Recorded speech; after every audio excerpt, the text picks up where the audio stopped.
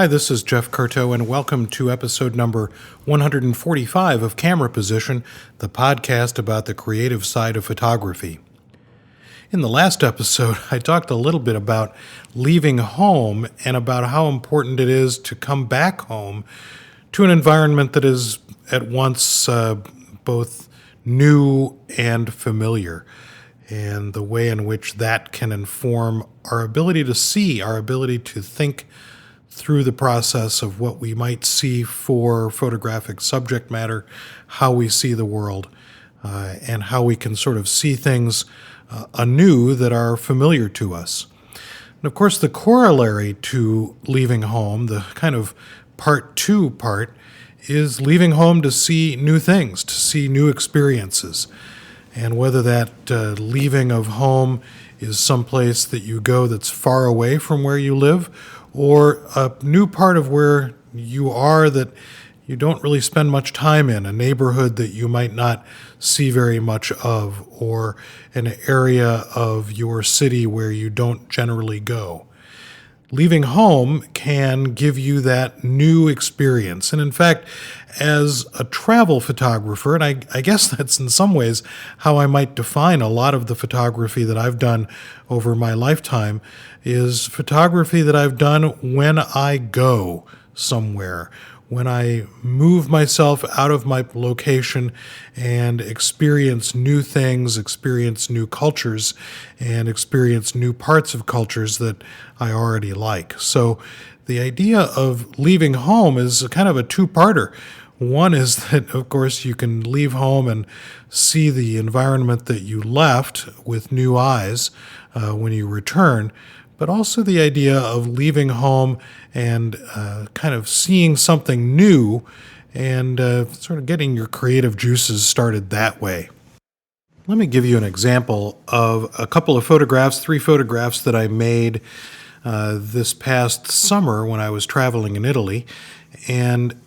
we had checked into this wonderful little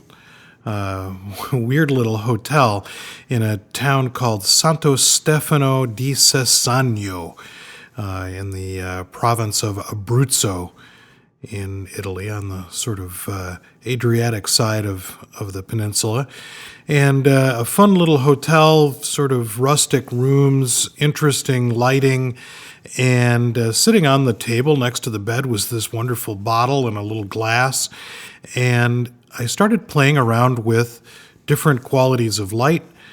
using some diffusers on the light, changing the direction of the light, opening and closing the window that was off to one side, and really just played around. Now, here's what's interesting is that I have plenty of bottles and glasses and so forth right here in my home, but this presentation of the way this was sitting, and the texture of the wall behind it, and the way in which I sort of was relaxed enough,